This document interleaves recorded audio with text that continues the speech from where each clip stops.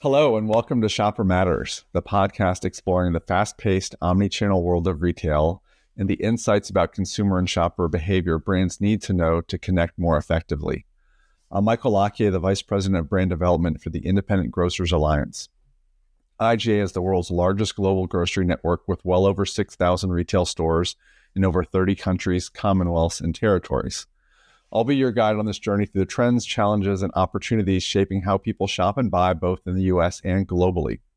Shopper Matters is designed to bring you insights from industry leaders, actionable advice, and the latest thinking on what drives today's shoppers.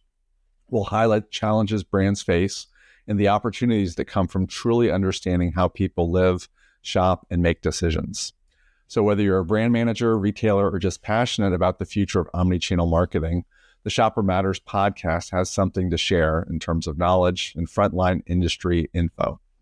So let's dive in and uncover what really drives success in this dynamic industry. So let's talk about what matters today. Welcome to Shopper Matters, a podcast brought to you by the Independent Grocers Alliance. And now your host, Michael Lockyer. Thanks for joining this episode of Shopper Matters. Today, we're talking with Scott Hanbury from the Clorox Company. Scott is currently the Analytics Team Lead for grocery. He has extensive CPG background, having worked at Hormel, Reckitt, and my alma mater, the Coca-Cola Company. Welcome, Scott. Hey, thank you. Good to be here. Great. So why don't you start talking? I briefly shared some information about your background, but if you could share a little bit about your background and what you got to where you are today, and then we'll start from there. Absolutely. Yeah. So I started in the CPG industry sort of by accident. I went to college for advertising and thought I was going to be this copywriter. But I worked my way through college in a grocery store, a small independent grocery store, an IGA store, as a matter of fact. Woohoo. And it was, East Lansing, Michigan. That's great. Yeah, I went to Michigan State. So that was a lot of fun. And I worked every job. I was sorting cans at the front for the bottle return. I was stocking shelves. I was running the shift up front. I would check people out on the register when I could. So it's kind of funny when you start down a path, often you just continue down that path. And when I graduated from school, the easiest thing was to continue being a store manager. And then I worked my way into a broker job. I see these people coming in to talk to me and wanted to change my shelf or add a product. I'm like, who are these guys? And I struck up a friendship with a few of them. And before I know it, there was a job in the broker world. One thing led to another, one company to another. And here I am for the last 12 years at the Clorox Company, doing analytics, and it started in sales. Actually wound up in analytics a little by accident as well. Back when Kroger was coordinating all of their large accounts, they brought people in that were salespeople that understood what made for a good section, what was easy to shop, what was easy to what a section should look like. And they sent me down to do that work, and I never left it. And that was about 20 years ago. 1 or 2 years ago. So we've got similar backgrounds, and we talked about this a little bit before that, I have an advertising degree, wanted to be a copywriter myself. Yeah. Ended up in the agency world, moved into CPG, consulting, and now retail. So to some extent, our careers have mirrored each other, and to some extent almost in reverse.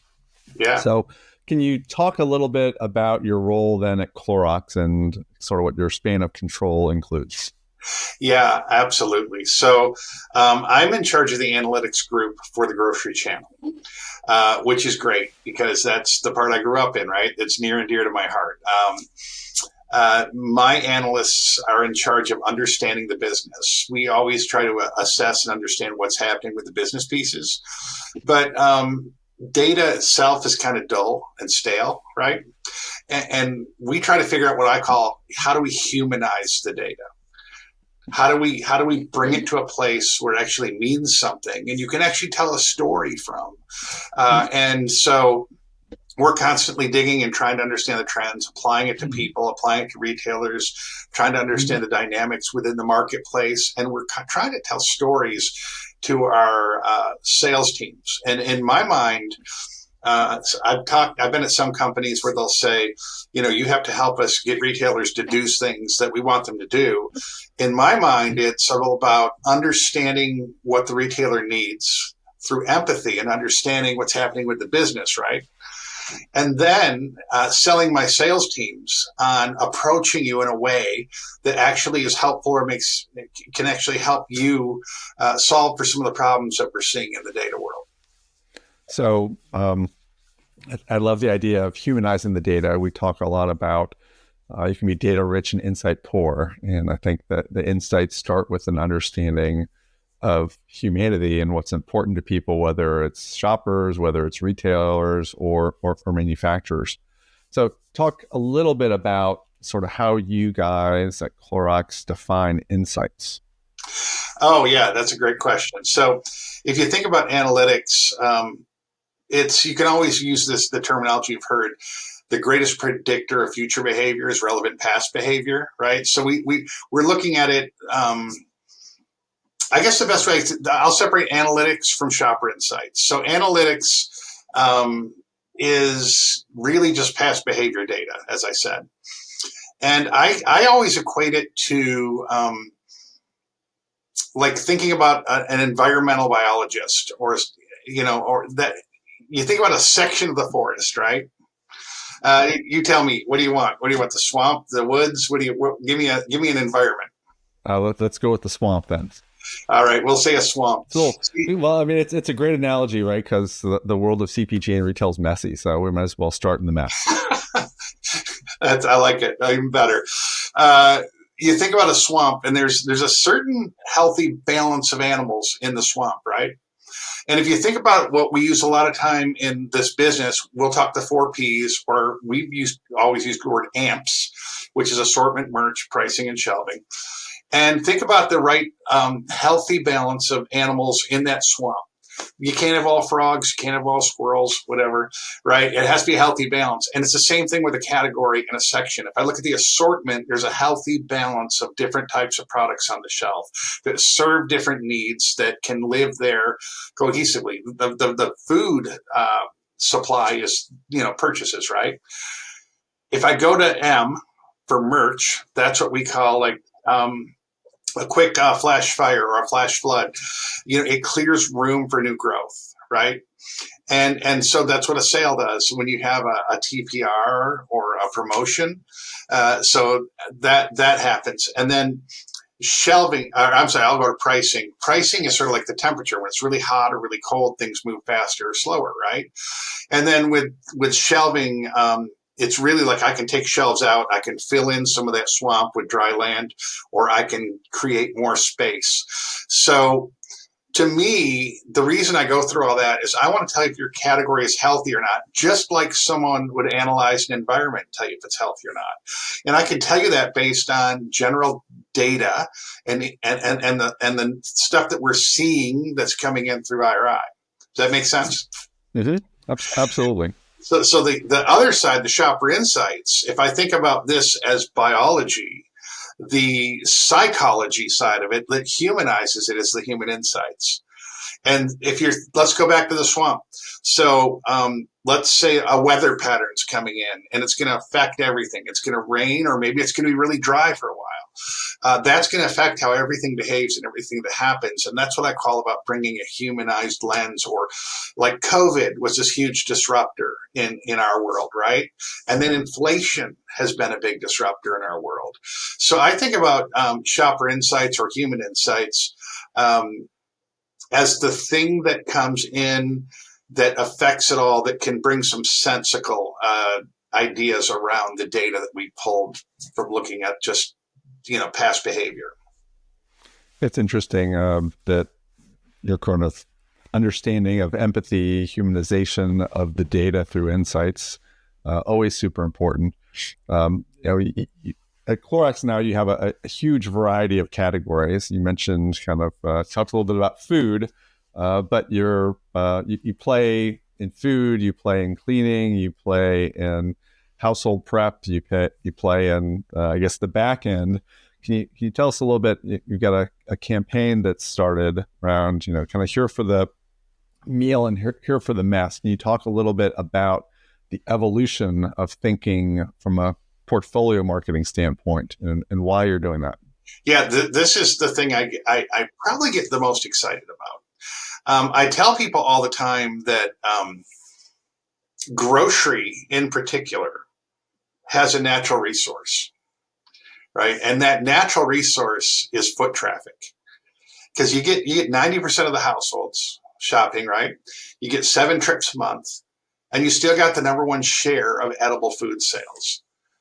And the thing is over time, we've seen like other retailers come in, Walmart, Club, a Dollar, all these stores are starting to sell food, and they're taking the share. And the share back in the 80s, grocery was king. Now we're almost tied. Walmart's almost tied with us on from typical historical type grocery, and it's a little frightening. And the thing is when grocery is really successful at creating that at-home food occasion, because that's what we want, right? And we go all the time. We'll go to FMI and we'll talk to grocers about our products and our cleaning products and our trash bags and all this. And they'll say, well, I really don't care about that stuff so much. I'm never going to win that trip. I really just care about food. I'm a food retailer. So what we did was we used the empathy of that to understand it. And I said, well, look, here's the thing. When you are effective at what I was just talking about, at creating that food occasion, you're also creating demand on other stuff. So Mike, tell me, when you're about to make lunch at your house, what's the first thing you're going to do? Oh gosh. Like you're going to clean the counter, right? Hopefully, yes. Yeah, and I bet you're probably filling some trash bags. All the time, yes. Yeah, and you need plastic wrap, and you got to clean up after. And I'm sure you wash your dishes, right? Well, someone in the house washes the dishes, yes. and use paper towels. So it's just not Clorox stuff that we're talking about. It's just household essentials. By just the act of cooking at home, and grocery is creating this demand. They're creating demand on all these household essentials. But, they're not really doing that much work to support those things because they're really just overly focused on food. And I can tell you, when we look at the numbers, about half of the people who need cleaning supplies that shop at grocery will walk out the door without spending a dime for an entire year. In fact, we saw with trash bags, it was more like 2/3 of the shoppers. And then everything in between there is right somewhere between half and 2/3 of the shoppers are walking out of the store without buying anything. Where do you think they're going? Oh, they're going other places. Yeah. And it's interesting that, we talk about the data and insights. We talk a lot, especially with the IGA independent grocery retailers, about while in some cases it's convenient for shoppers to buy some of these categories in bulk elsewhere, if you don't have the right assortment, right? If your swamp, to use your analogy, is not healthy, what that means is they're going to go elsewhere for the other stuff. So we've done a lot of stuff in baby and pet, in other categories, but kind of this insight here of the adjacencies to food with prep and cleanup are critically important as well. Yeah, and so we've done our job as a food retailer. We've sold the food. We've got the food occasion going. We've increased demand on household essentials, and we haven't supported it with pricing or displays or anything to remind people we have it, because they're not walking your center store a lot of times. And what they're doing is, think about this. I went to Target to buy batteries, and that's all I bought. Said no one ever. Yeah. Right? Or I went to Costco and I needed toilet paper, and $400 later. Or sometimes you're just looking for an experience, right? You might go to Trader Joe's just to walk around and you end up buying like 15 food items. So every time we're giving people that outlet, that opportunity to shop somewhere else, they're also buying food. And all of these retailers, Dollar General even has fresh produce now. And we're seeing a huge shift in salad dressing over there. And so we have to start thinking about how do we capture those shoppers that are leaving to buy the things that we sell. Because I'm only grocery focused. I'm just concerned about grocery capturing these dollars, and it scares me to see them losing food share. So we said, hey, what happens to your share of wallet of food, right? Because that's what you're ultimately interested in as a grocer.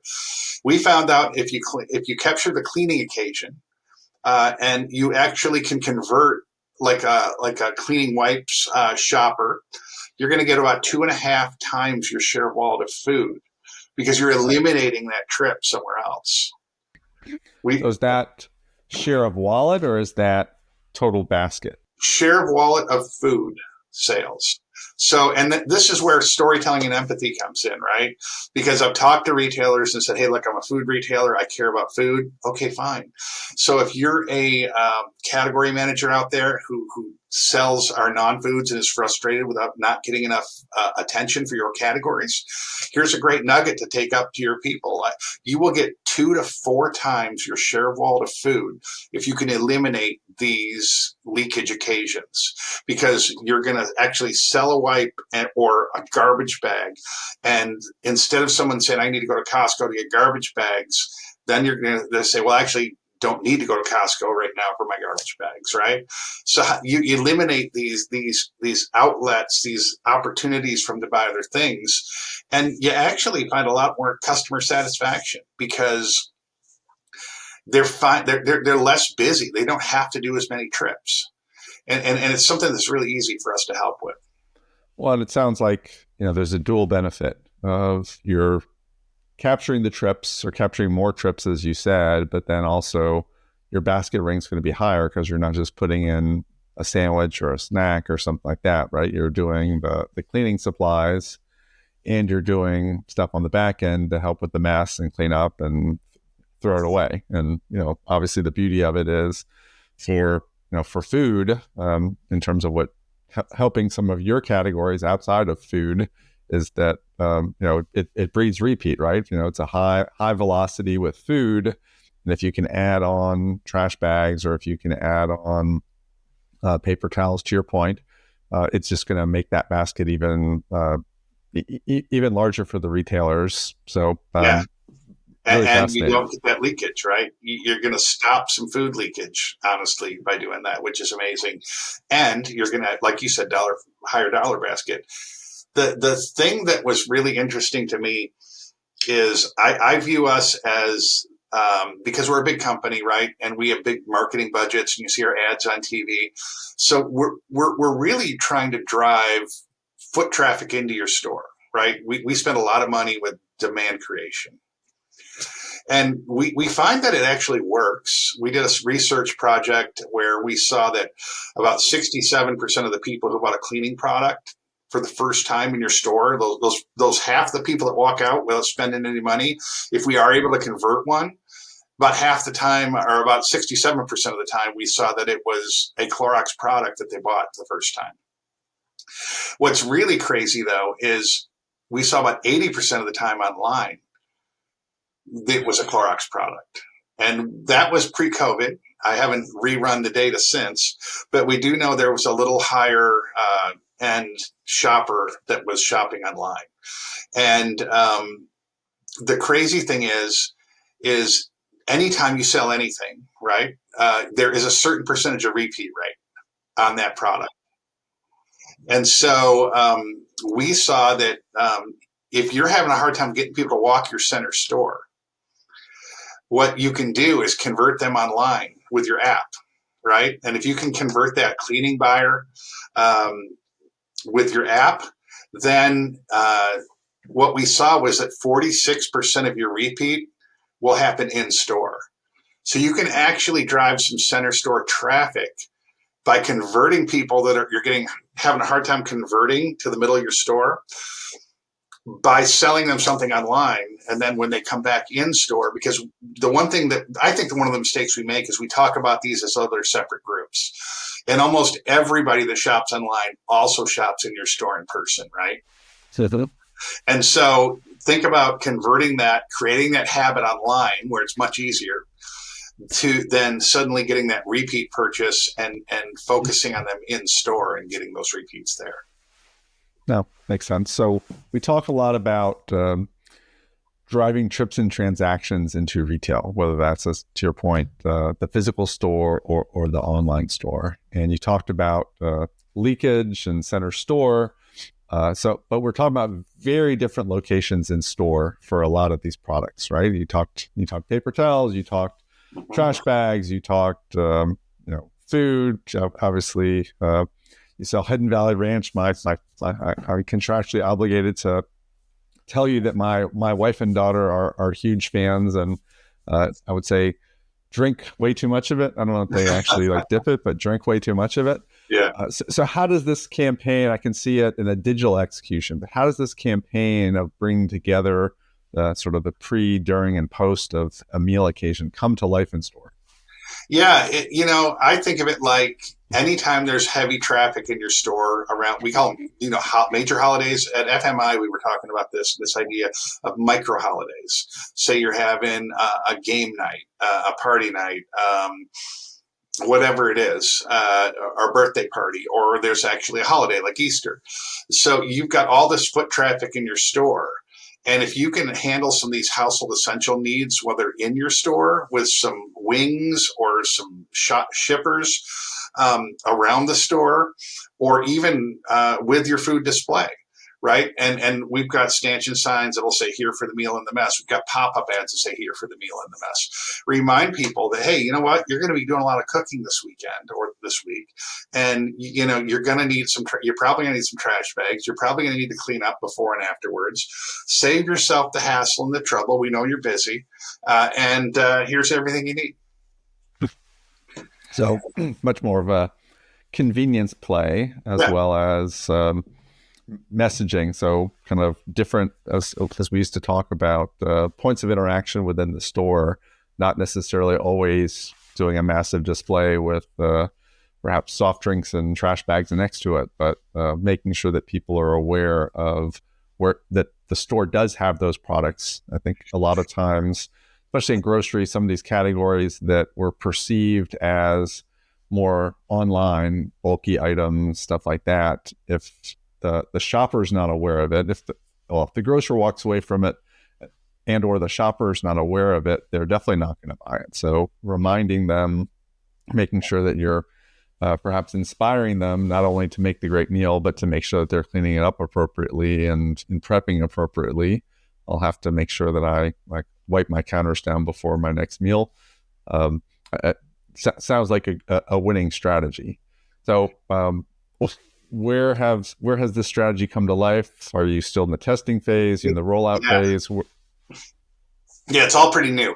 I've been talking this for a while. I do a lot of storytelling classes and events, and this story is one of the stories I put within that as the example.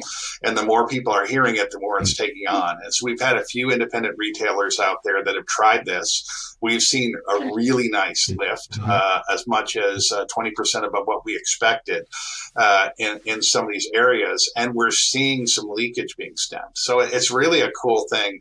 We are in the process of looking for grocery retailers to partner with in this idea. So I'm sure our salespeople are out talking to retailers everywhere. But you're going to see it and hear it more and more, because really we think it's our mission to try to help grocery maintain and retain their share of the food business and stay strong as a whole. So what's your so congratulations on the data, the insights, and now the campaign and bringing this all together.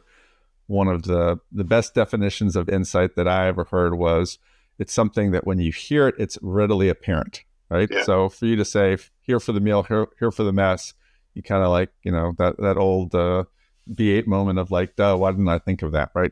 Super simple, easy to understand, and to a large extent motivating. So congrats on that.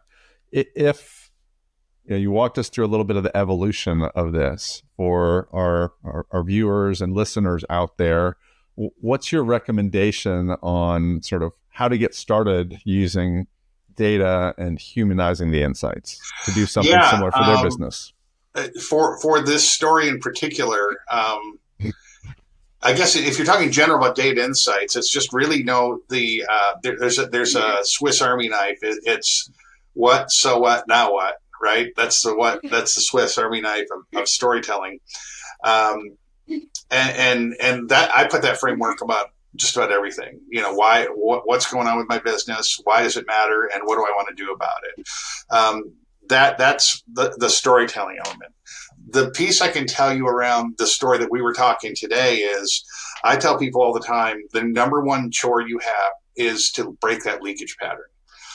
However you do it, interrupt someone somewhere, somehow in a different part of the store than like we keep pushing for wipes in the pharmacy because when there's a sickness, like you're hearing about the stomach flu going around right now, what better place to interact with someone on a disinfecting wipe than in that section?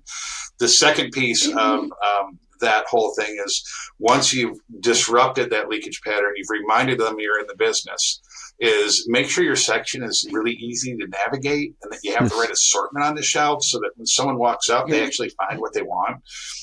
And that just reinforces the idea of, hey, I can get this stuff here. I don't need to go somewhere else for it.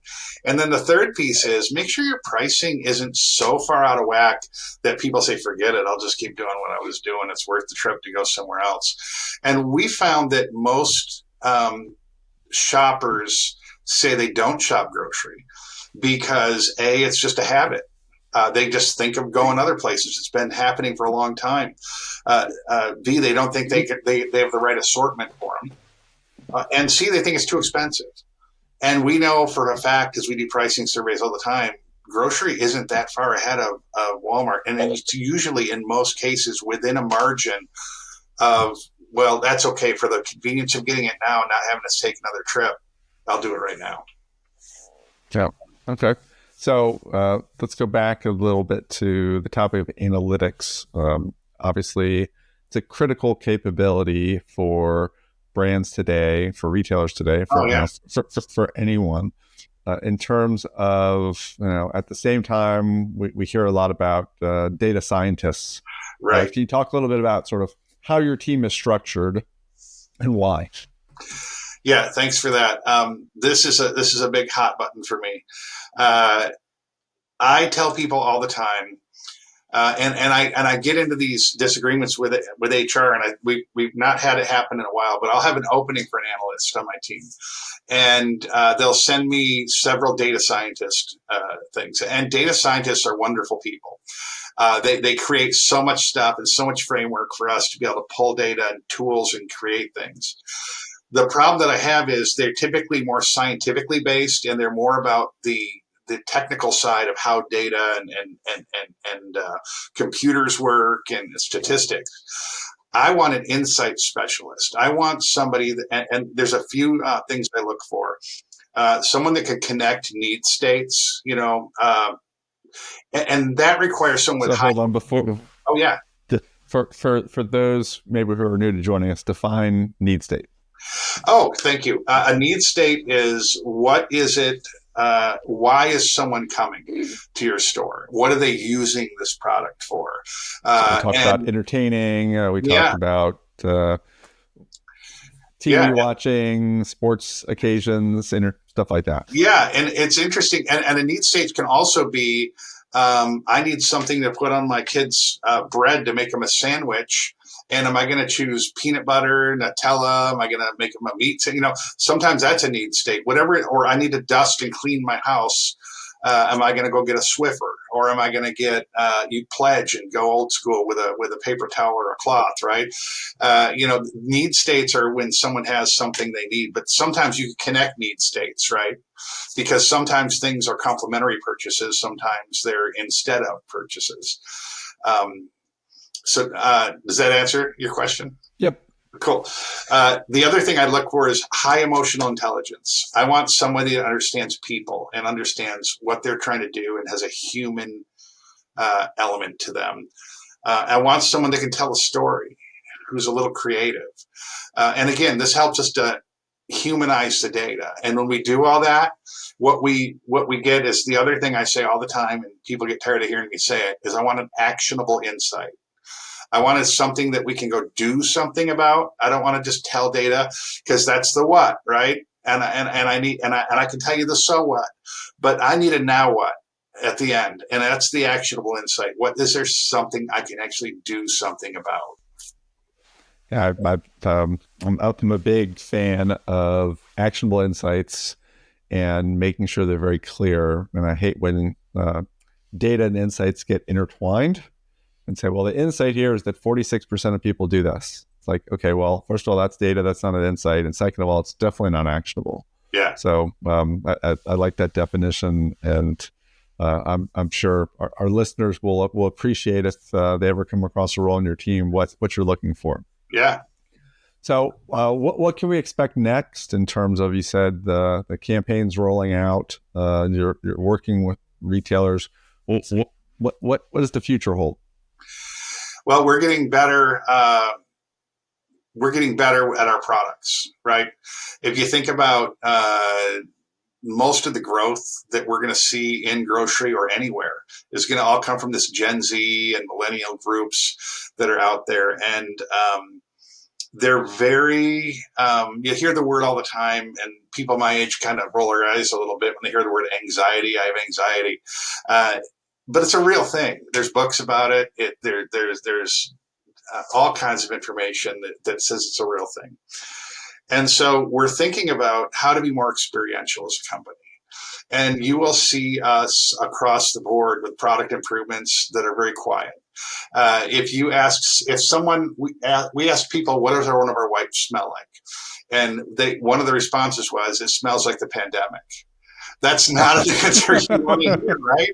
That's not an answer you want to hear. So we've been improving scents, and we've been improving the efficacy. Our Pine Sol, we found out, has some of our competition has an acidic rating that is just 0.1 higher than water, which means it's just slippery water. You have to have that certain amount of acidity to be able to cut through dirt and grime. So I say all that because we want people to feel good. We want it to feel significantly different when you use one of our products. Like if you eat ranch, everyone knows there's really no substitute for Hidden Valley. When you use a Clorox cleaning product, we want people to know there's really no substitute. And the one thing you can control in a world full of anxiety and angst and everything else that's going on in the world, you can control your environment. You can control the controllables within. And if you can make that an experiential moment, it's going to resonate with these younger people who are going to be most of the growth for the next, by 2030, which isn't that far away, right? We're halfway there from between 2020 there. It's going to mostly come from there. And we've got to capture these young people. And I always tell people, even though it doesn't affect us, your store ought to be experiential, right? Publix does cooking classes. There's this thing called a Wheel of Gelato that I saw at a Colorado store. There's Lowe's. They do the chicken dance when the rotisserie chickens come up. How do we be more experiential? How do we capture young shoppers and help them understand that it's not this boring old store with music playing and a shopping cart and old ladies getting in your way? It's actually a much better and different experience for them when they go shopping. Well, I'd expand upon what you said too. I mean, even us old folk like experiences, right? So yeah, it's not just a young timers things, us old folks too. And I think the fact that you're focused on that, the experience, the making sure that people know the products are working, know the products are demonstratively better, is super important. So as we close out, is there anything else you want to share with the audience in terms of our discussion today? Just that we are after it. We're not going to rest on our laurels. We're not sitting back and saying we're the number one and we're just going to, in a lot of our categories, and that's good enough. No, it's not good enough. It's not going to be good enough. We have a growth mindset as a company, and we're going to do everything we can to try to figure out how to help you as a retailer grow your business and capture more share of your business. Because if we're not, what are we doing here? Right. I think the saying, what got us here isn't going to get us there. So Yeah. I think we need to be continually, whether you're a retailer, whether you're a manufacturer, continually looking at your business, looking for new opportunities. And I think the core of all that is, to your point, understanding your business. So analytics and what it means and what to go do about it. So it's those actionable insights that we talked about. So Scott, very much appreciate the time, appreciate the insights, love the storytelling. I think the background is super helpful and just puts, sort of a button on why these insights are important and why we need to understand the shoppers to be able to be successful at retail, whether that's online or in store. So thank you very much for your time, and look forward to our next episode. Hopefully we can bring you back sometime soon. Yeah, it'd be great. Thanks, Mike.